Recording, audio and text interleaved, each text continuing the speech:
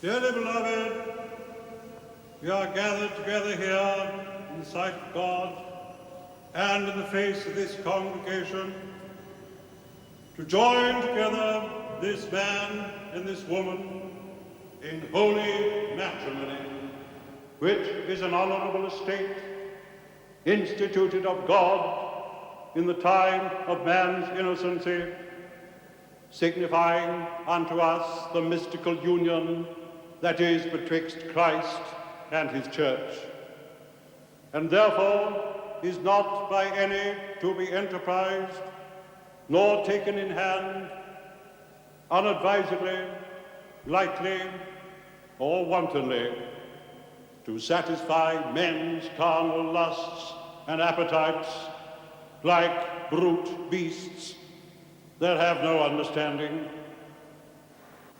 First, it was ordained for the procreation of children to be brought up in the fear and nurture of the Lord and to the praise of his holy name.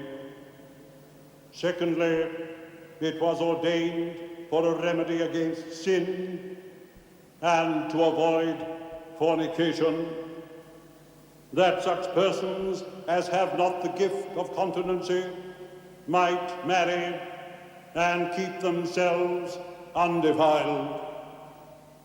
Plantagenet, Richard, Wickham, Fitzvidem, de Pallisers, Guy, wilt thou have this woman to thy wedded wife, to live together after God's ordinance in the holy estate of matrimony?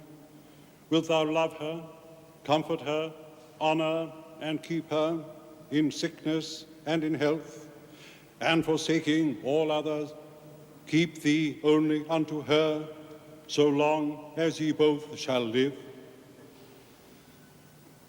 I will. Glencora, Lennox, Tullia, Mackinnon, Aurora, May, wilt thou have this man to thy wedded husband, to live together after God's ordinance in the holy estate of matrimony? Wilt thou obey him and serve him, love, honor, and keep him in sickness and in health, and forsaking all other, keep thee only unto him, so long as ye both shall live?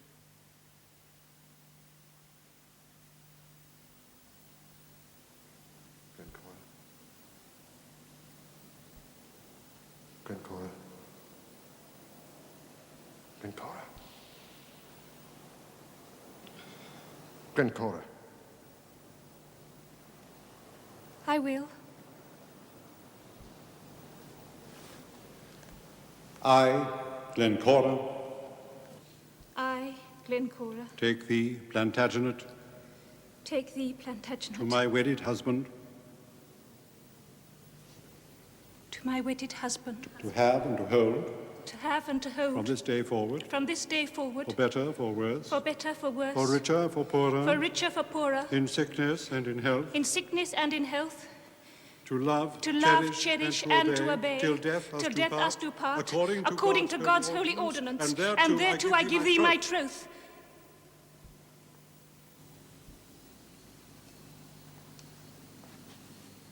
With this ring I thee wed. With this ring I thee wed.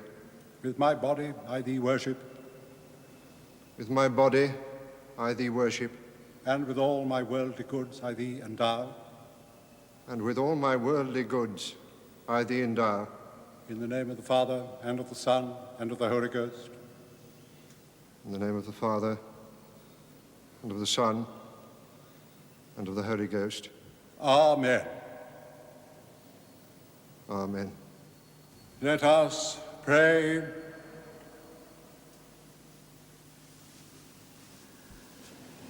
O eternal God, creator and preserver of all mankind, giver of all spiritual grace, the author of everlasting life, send thy blessing upon these thy servants, this man and this woman.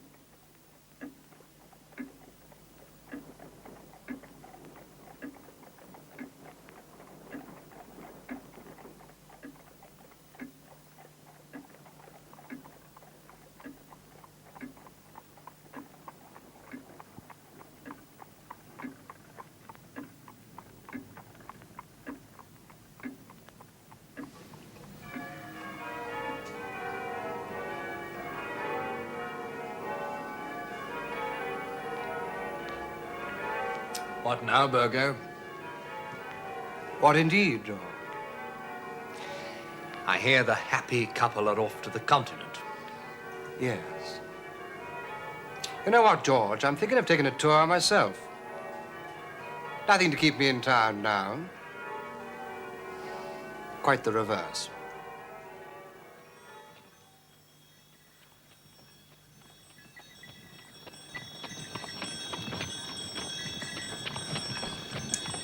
Mountains, mountains, trees and mountains.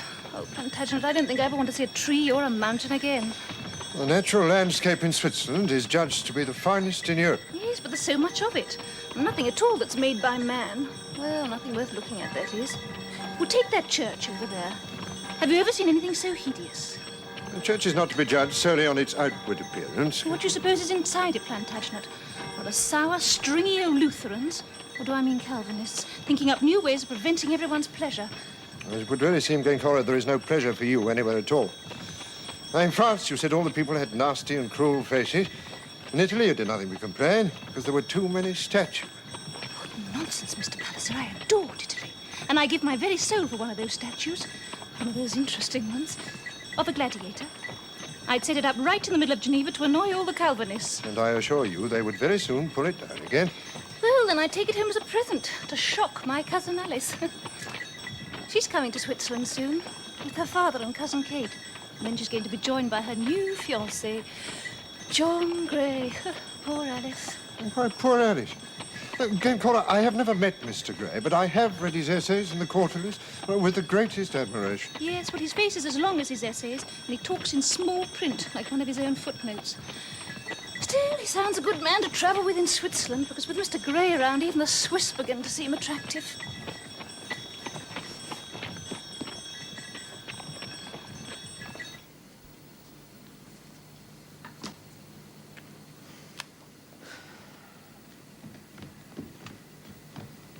Here she is. Late. I know they'll be furious. Oh, Alice, I'm so excited to be going to Switzerland at last. Kate, dear. Well, time to start.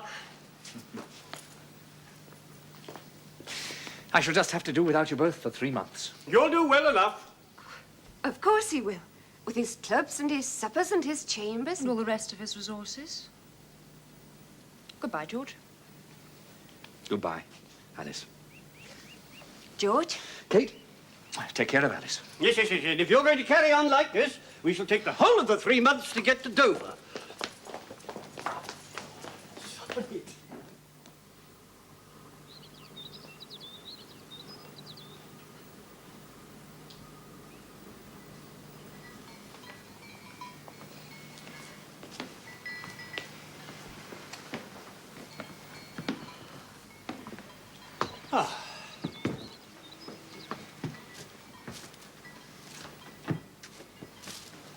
You're back, are you?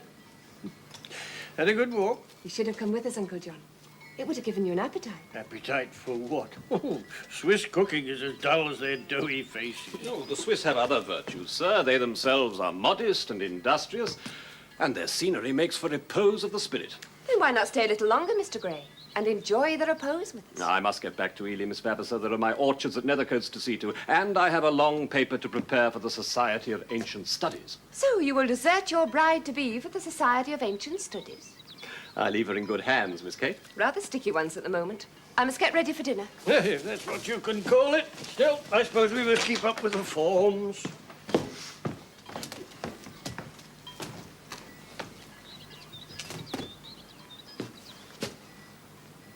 Alice.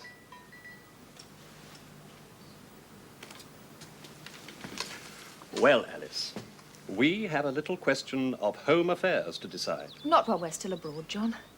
But I leave tomorrow, and you'll be home again within a month. We must fix our time, Alice. You must. Name your day. Not yet. Not just yet. Alice, you don't fear coming to me as my wife? No! Then how soon do you wish to come? Well, a person may wish for a thing and yet not wish for it instantly. Well, Alice, I'm only asking you to choose your John, time. do not press me about this until I'm home again. But by then it will be winter. Time is going on, Alice. For both of us, I I think. cannot answer you now, Mr. Grey. Indeed, I cannot. Oh, John. It is such a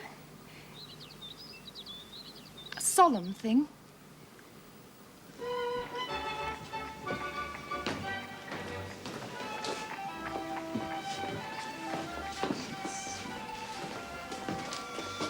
So, this is Basel. Basel. Basel. Is it French, German, or Swiss, Plantagenet? Oh, it is a piece of all three.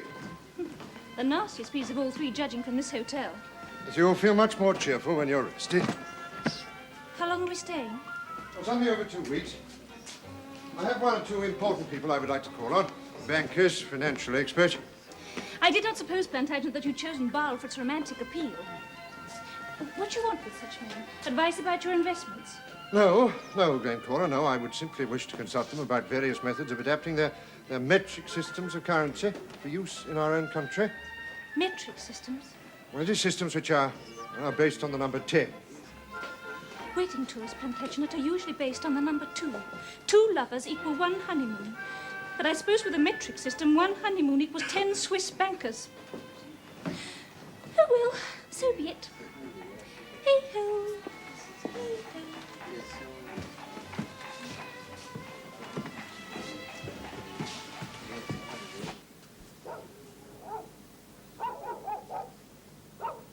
Mr. Gray will be almost home now. Poor man. All alone in that house on the fens. He is very attached to it. He will be content. But how you must be missing him, Alice. I shall have the rest of my life to spend with Mr. Gray. That is to say, that what I... George! What are you doing here? Walking through Switzerland. But you said in London that Switzerland was a wretched, dull country. Ah, not with you and Kate in it. There's no one left in London. I had some time on my hands, so I thought I'll go to Switzerland and surprise them. And so you have. Is that all your luggage? Oh, no, I sent the rest on ahead from Bern. I wouldn't want to disgrace the party. We have not yet asked you to join it. Kate will if you don't. With all my heart. And now we'll go and find out about your luggage. And get you a room.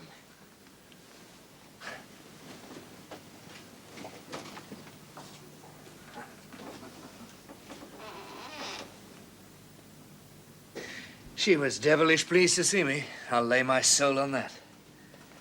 How was it between her and John Gray? Very steady. He's an uncommonly handsome man. Yeah? In his way. And very considerate. John Gray, George, is the sort of man who ceases to exist the moment he goes out of the door. And now he's gone out of it. And I've come in. Alice has got 400 a year. And a capital of £10,000 left to her by her mother at her own disposal. But I dare say you've come back too rich to bother about that. No one ever came back so rich he could turn up his nose at 10,000. And if you ask me, George, she's as handsome as ever she was when you were engaged to her 5 years ago. Yes. Trouble was then she expected too much. She thought I was the immaculate Sir Galahad who was going to bring her the Holy Grail. Now she's old enough to know there never was a Grail. And what knights are made of under their shining armor. What fine fellows those Alpine Club men do think themselves. And how misguided. Misguided, George? I would have thought you'd admire their courage. Oh, I do. I deprecate their lack of poetry. They destroy the mystery of the mountains, Alice. Well, the Matterhorn itself can have no mystery for a man who's been up it a dozen times. It's like going behind the scenes at a ballet or making a conjurer explain his tricks. You'd be climbing yourself if it weren't for me and Kate. Oh, no. To come too close to the mountains is to destroy their magic. Look through here.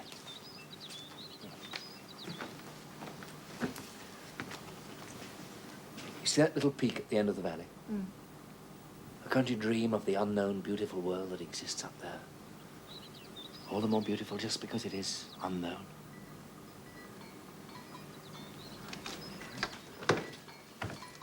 Oh, good morning, Uncle John. You had a good night, I hope? No, it's a wretched night. Swiss cooking and other incommoding occurrences. I want to talk to you, Alice, about our arrangement. Well, if you'll both excuse me. Now, look here, Alice. What I want to know is what the deuce is he doing here? He told you last night, Father, he's on a walking tour of the country. Yes, and now he's walked in on us, just like his infernal cheek. What nonsense, Father. He's come to see his sister. You know how close they've always been? I didn't notice he took much trouble with her when they were in England. He doesn't see much of her in England because Kate lives with Grandfather at Vavasor Hall and George and Grandfather don't get on. You know all that as well as anyone does. Very well. Well, now he is here. Let him see his sister. And for the rest, Alice, let him leave well alone. You know, it's funny that he should turn up just as grey as off home. Pure chance, Father. Pure fiddlesticks! And how long is he going to stay here? Kate says that she hopes he will stay as long as we do and then accompany us home. Oh, well. We can't stop him, I suppose. Of course we can't, Father. Not when Kate's so happy. And what's happened to his precious walking tour? He can take walks from here. Yes, I know, and I hope he will, Missy. Good long walks. But it seems he would prefer to look through telescopes instead. Basel.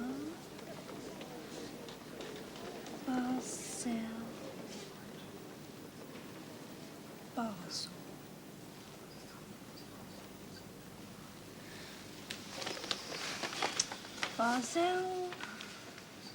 Basel. We shall be home very soon, Ma. Dear, dear London. How I long for it. I thought we might go down to the country almost at once.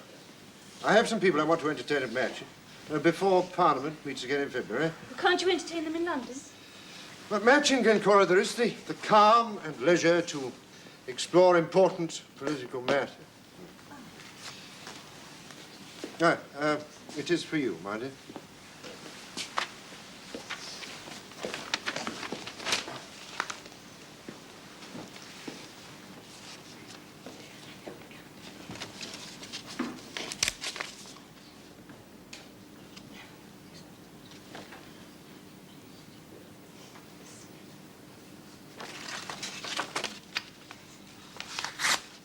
Well, what is it, my dear? It's just a note of thanks from that couple that came here to dinner. The Truffle Brothers, were they called? Trufel Grubers, my dear. Yes, well, that's all it is.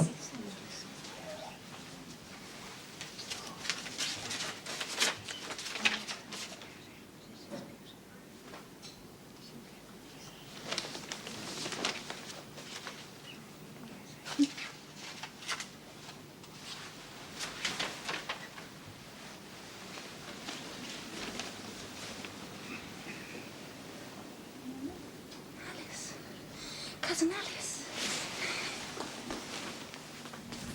Alice. Oh, no. What a piece of luck. If I'd have been able to choose one person in all the world to come walking into this hotel, I'd have said, please let it be Alice. Lady Glencora. How do you find Switzerland? Dull. Oh, Mr. Palliser has been kindness itself. At least he's tried to be. He's the most worthy man in all the world. But it would have been very, very different with somebody else. You must not say that ever. Plantagenet, this is Miss Alice Vavasor, my cousin and very good friend. Oh, Miss Vavasor. My wife speaks about you very often. This is my father, Mr. John Vavasor, and my cousin Kate, And your cousin George. Now, if you will excuse it. Oh, yes. We're to dine with a Swiss banker so that Mr. Palliser may discuss the decimal system of money. But tomorrow I'm promised a treat to make up. Yes, I'm taking my wife to the museum. I have been thinking, Plantagenet, we've seen so many museums on our tour. Maybe not go to the fencing school instead. The fencing school, my dear. You've not spoken about this before. Oh, have I not? But the fencing school here in Basel is famous. Did you not know? I've certainly heard of it, Lady Glencora. Indeed, I have friends who've trained and competed there. There you are, you see. Now, Alice and I want to go to the fencing school, don't we, Alice? Yes, I knew you would. But, of course, Plantagenet, we wouldn't dream of depriving you of your museum. So you go there, and you take Alice's father with you. He looks a museum-ish sort of person. And that leaves Mr. George Vavasor, who can escort Alice and me and explain the sword practice. So, that's settled. Come along, Plantagenet. We don't want to keep bankers waiting. Just a moment, Lady Glencora. It says here that the museum is closed for the next week. Repairs, it says. Repairs. Well, it would seem that fate intends that we should all go to this fencing school. Well, it should make an interesting change, as Lady Glencora said. Oh, what time should we say? Before luncheon, probably. No, 3 o'clock. Well, I have heard that the afternoon is best. Oh, just as you wish, my dear. It was your idea. Then we say 3 o'clock, then, if that is convenient. Night. Night.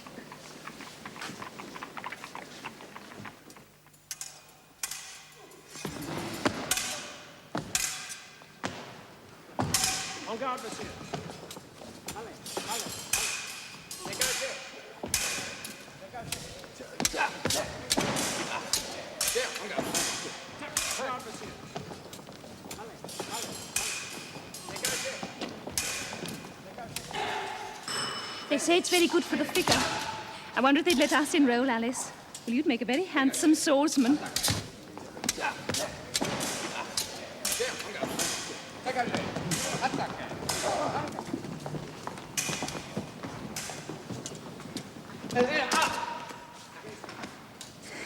How thrilling.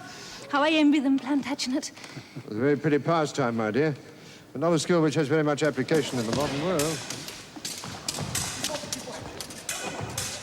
Rather in a different style from the one we teach in the volunteers. It's quicker and more showy.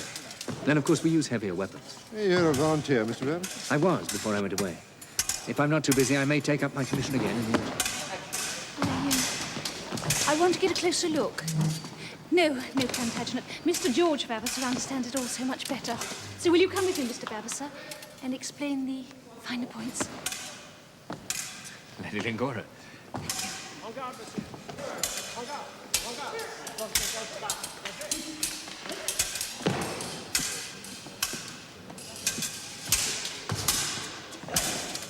The further chap's in control, if you ask me. He's just keeping the other fellow off, letting him wear himself out. It's the oldest trick in the book.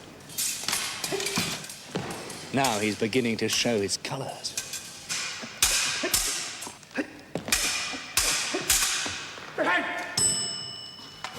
It's very neat.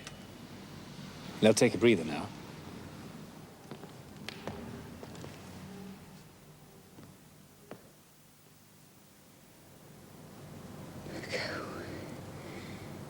Glencora.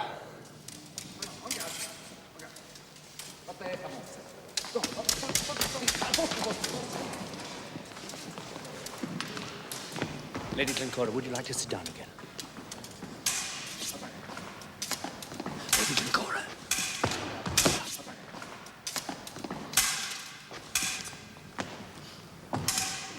Glencora.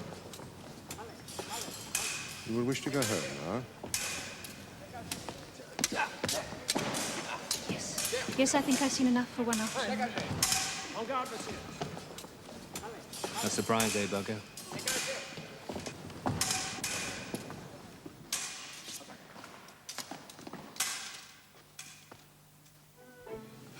You need not worry, Alice. I am strong enough to bear it, I think. You will not try to see him again. But we leave tomorrow morning even earlier than you do. Did he send you word by my cousin George?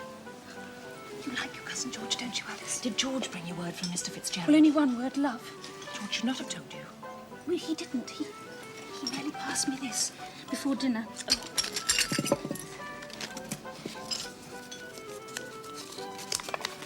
Love, B. Well, 2 words, only if you can count the B. Can you count the B, Alice?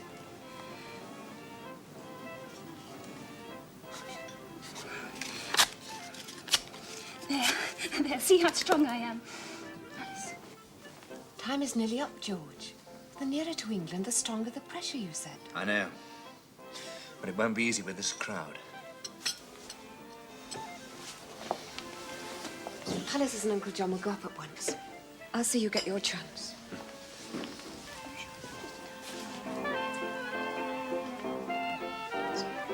Did you have a good view of the River Rhine? Yes, it's very fine, no doubt. Well, come, Glencora. We have a very early start in the morning. Mr. Vavasor, Kate, George Vavasor. Alice, you will come to Matching in the autumn or the early winter. I don't know that my time will be my own, Lady Glencora. You are so strong, Alice. You would never let anybody, not even John Grey, steal your time if you had a use for it yourself. Come to Matching, Alice. You're very kind, Lady Glencora. Not Lady Glencora. Just Glencora, please.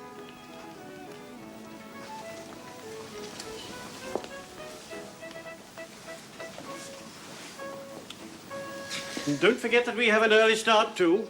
I shall not think twice about leaving any of you behind, so don't think I shall. Well, I must go up and pack. Good night. No, Alice, let me do yours. Thank you. So far as it can be done tonight. I'm good at packing, ain't I, George?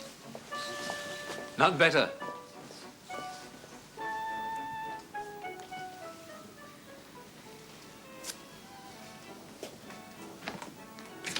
Alice, I've got something to show you.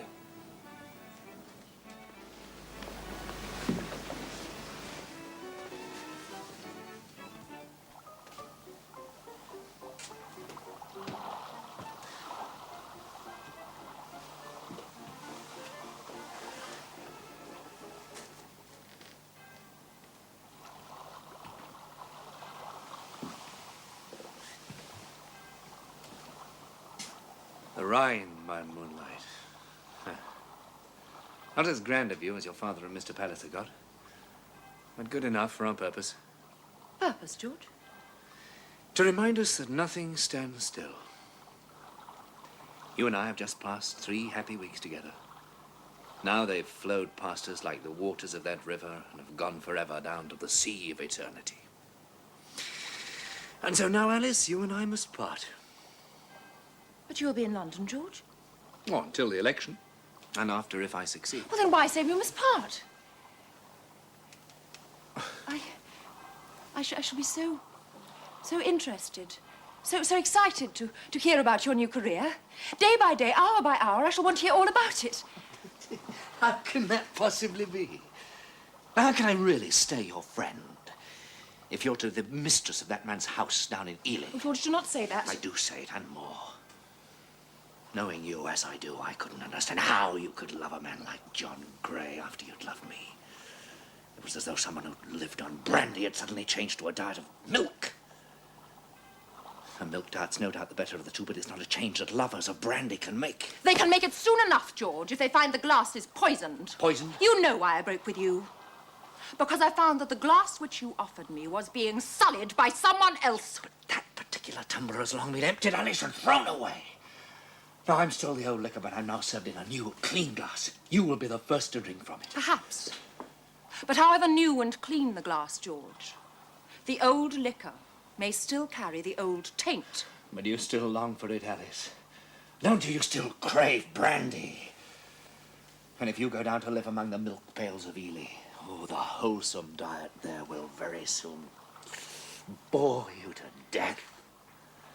And so, as far as we can make out, Duke, Burger Fitzgerald has been plotting to meet her ever since the marriage. And at the last he positively thrust himself on her in Basel. Sprang out of the ground in front of her like the demon king in a pantomime.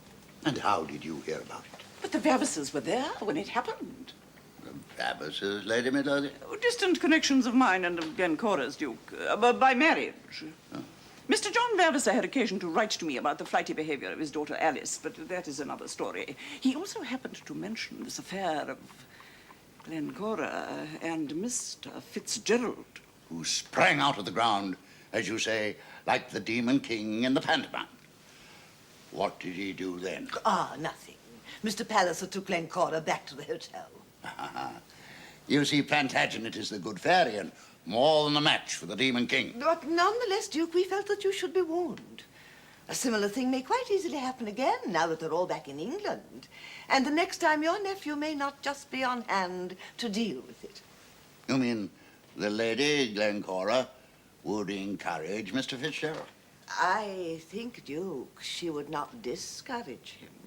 Oh, it's too early in the marriage for this kind of thing. She must give Plantagenet a proper turn first. Don't she understand that? Well, she understands, Duke, but she's willful, perverse. Is she now? Well, ladies, when we come right down to it, all that really matters is that there should be no open scandal. If she must make a mess from time to time, teach her to make it in the shrubbery where no one can see her, and not on the drawing room carpet. Well, ladies, I'm off to Italy in a day or two, but between the pair of you, I think you'll be able to put her right about all that.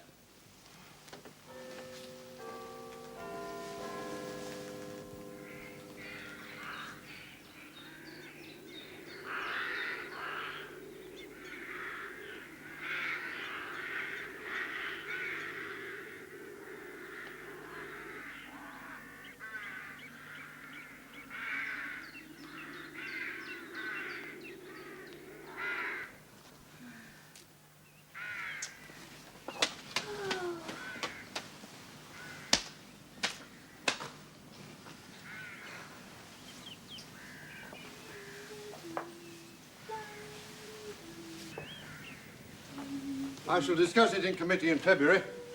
It is against the present Chancellor's opinion. Yes, of course, Mr. Palliser.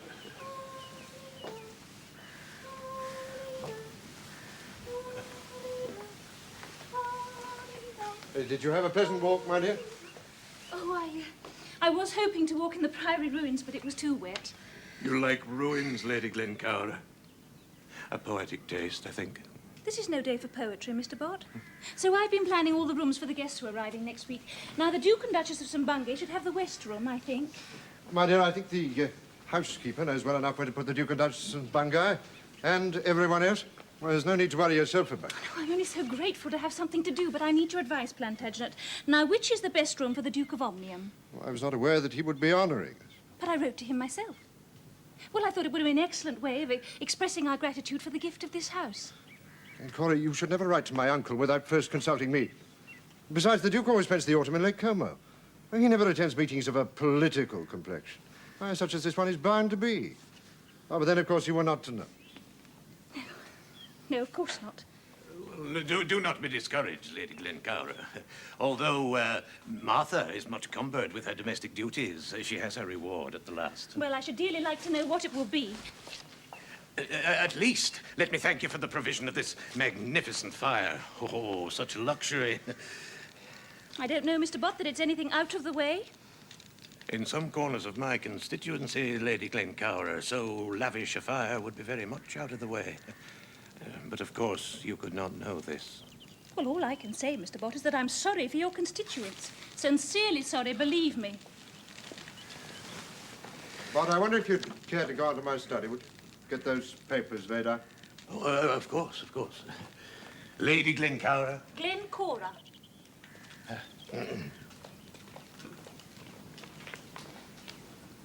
Glencora, I do wish you could be a little more forbearing with Mr. Bott. How can one be forbearing with a man that looks like a bear and talks like a toad? Well, he is my associate. He is your jackal. Glencora.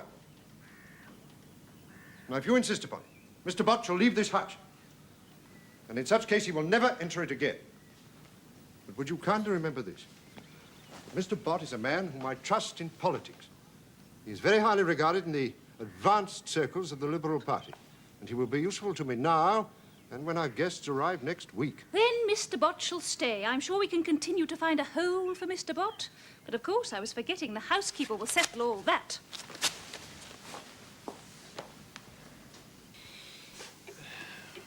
So you think this pattern will do for the dining room? Alice? Yes, I think it will do. And you, sir? Oh, I'm not the one who has to live with it. I really don't know anything about these things. If you'll excuse me, I'll just take a turn in the garden.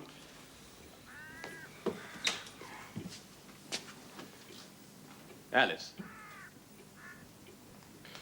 Alice.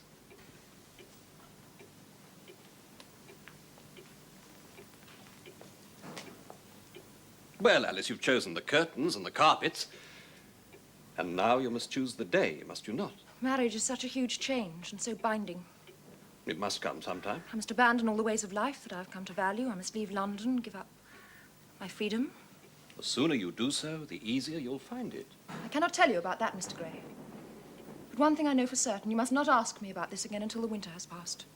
But, Alice, you promised you'd decide as soon as you were home from Switzerland. I'm sorry. It cannot be.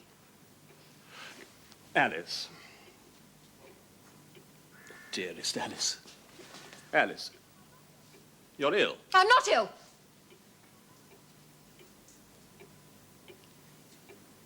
I do not know, John, what the matter may be. I shall be clearer, perhaps, when I'm back in London. I shall ask Papa to take me out by the rail this afternoon. Alice, you are my chosen wife.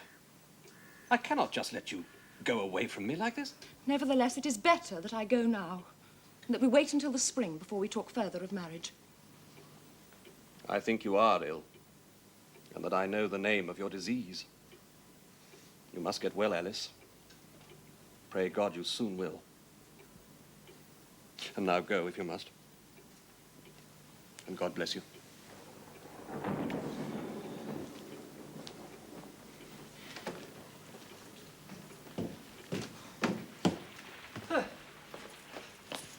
just starting to rain. Huh. Anything wrong, Helen? No, Papa, nothing. He hasn't made himself disagreeable, has he? Not in the least. He never does anything wrong. He may defy man or beast to find fault with him. It's just a little bit too much on the good side. Still, that's better than the other thing. I've told him we shall take the train up to London this afternoon. Yeah, well, I can't get away from this too soon. But aren't you being a bit abrupt?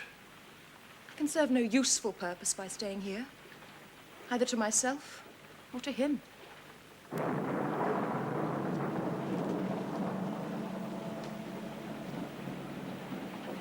So the Lady Glencora's gone to Matching Priory. And your cousin Alice has gone to Ely. My cousin Alice has come back, Burgo, sooner than expected. The news has given me quite an appetite for dinner. I really didn't think I would with this time. Here, Dolly. That fellow Vavasor, he's trying to get into the Chelsea districts as a Liberal. So he tells me. Yes, well, some of us in the party aren't quite, not quite sure about him. Is he sound? Money, I mean. Well, he brought a bit back with him, but just how much is anybody's guess. Well, now listen, they say he'll inherit Vavasor Hall from his grandfather. True enough, but there's no guarantee. Drinks, does he? No more than anyone else. Gambles?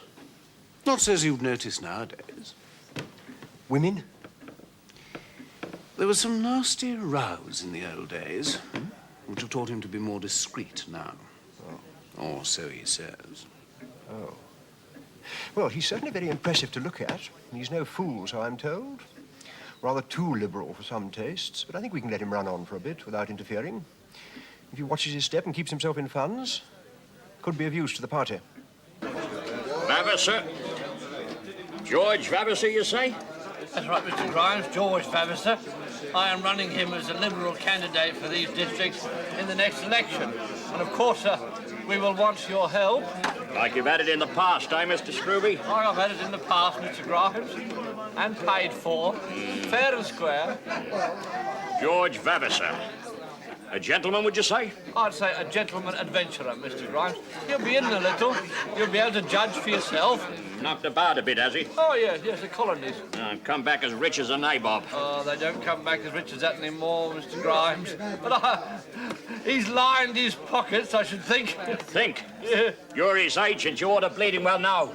It's no good asking my support for your gentleman adventurer unless he can put his hand in his pocket and pull it out. Full. And keep it up as regular as this pump. Oh, look, there he is now, look. Over there by the door. All right, then. We'll have a little test. What? Over here, Mr. Vavasor. Look, excuse me. Mr. Scrooby's just been telling me all about you. I'm Ned Grimes, and welcome to the Handsome Man, the finest public on the river. Here, take that lot over to Jim Blackett and his crew, and tell him it's with the compliments of Mr. George Vavasor, the new Liberal candidate for the Chelsea districts. All right, Mr. Vavasor? All right. Of course, Mr. Grimes. Good. Well, then, shall we call it 5 sovereigns?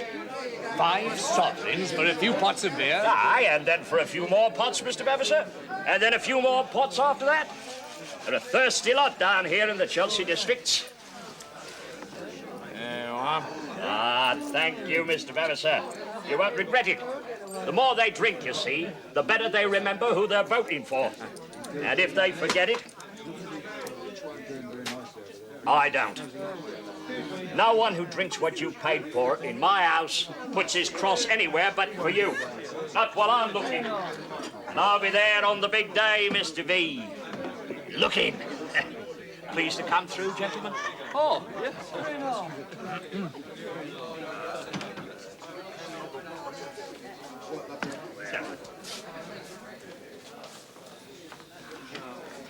Now, now that you understand the principle of the thing, Mr. Vavasor, I'm sure you'll agree that if you put down your money right away, then we can both get working for you straight away, as soon as the seat becomes vacant. Or possibly even a little earlier. I'd prefer to wait for a general election.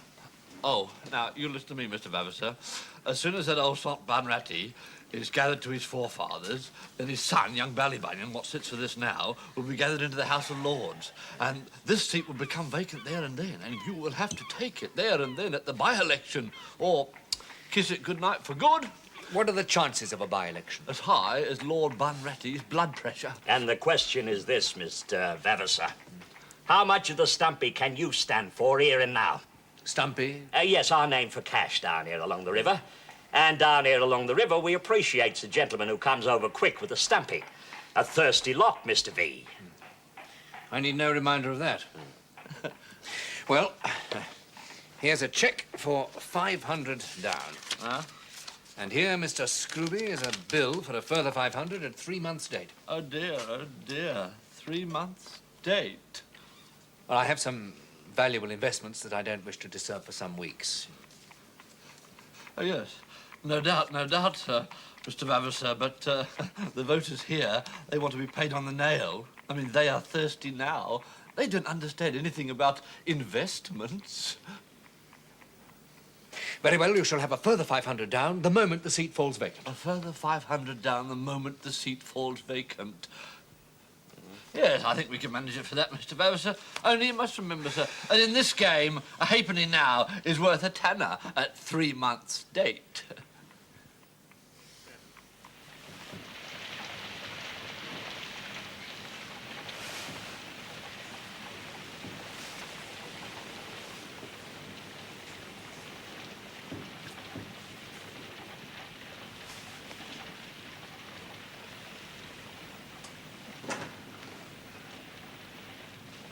My dear Mr. Bott, I finished early for today. I was hoping you might accompany me on a walk. Oh, it's raining, Plantagenet. Very hard indeed. Oh, dear, I hadn't noticed. Still, I dare say you could swim to the ruins of Mac, and no doubt Mr. Bott would go with you. Mr. Bott, do you feel like a nice swim? I think I shall have a little rest, Lady Glencora. Thank you all the same. What an interesting book you're reading. Very interesting, as I'm sure Mr. Palliser will agree. Balzac. Glencora? Yes, Plantagenet, the splendours and miseries of courtesans. Very interesting. You have Mr. Bott's word for that. If you will excuse me.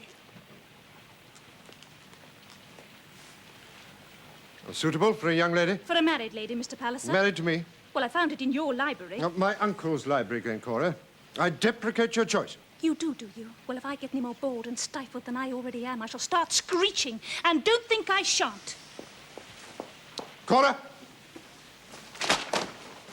Cora! Cora, you must be calm. Now, what is the matter? It's so empty and lonely here. Dear, I have been very busy these past few weeks. From now on, I shall try to spend more time in your city. Don't you think that when the house is full of guests, things will be more lively for you? Politicians, it'll be like having the whole house full of Mr. Bott. So not all politicians are quite like Mr. Bott. For example, I would defy you to dislike the Duke of St. Buckingham. But even so, perhaps if you had a friend here, and a friend of your own age, and of your own choosing, or that cousin, perhaps, whom we encountered in Switzerland.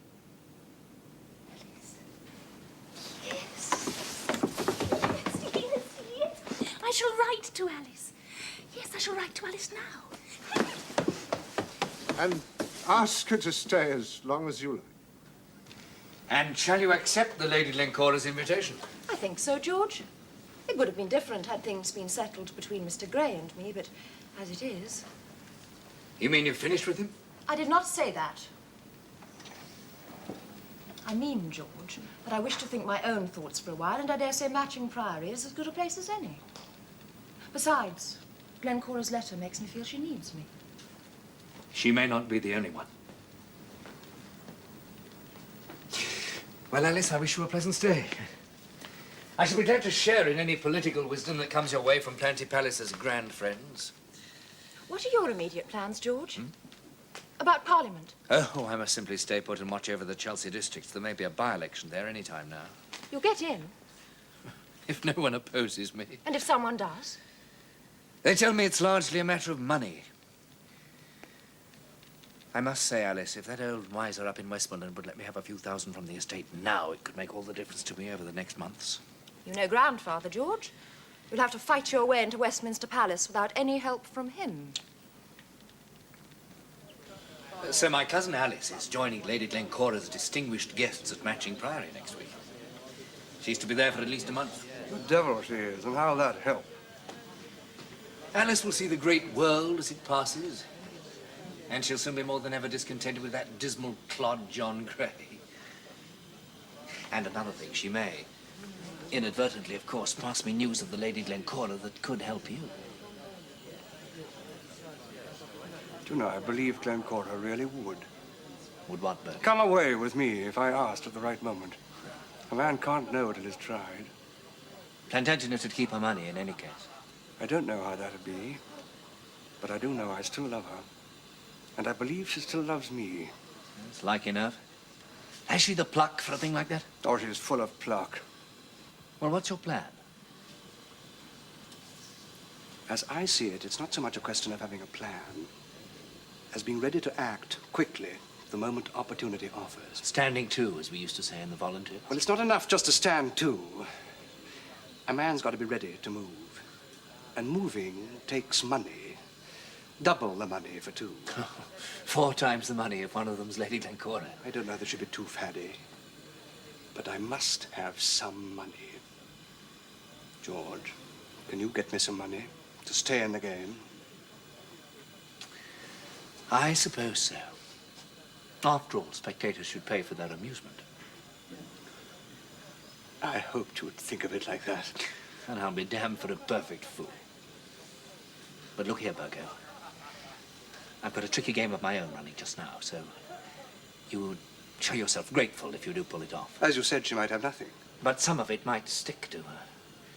And if it did, Burgo... I'd be so glad to have her, I'd give you anything I could. That's my goodbye.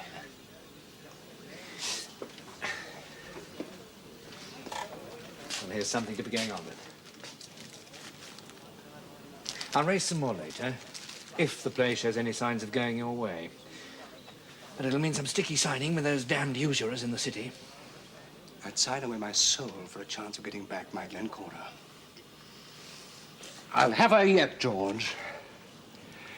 You know, in the old days, I only had to touch her for her to melt under my hand.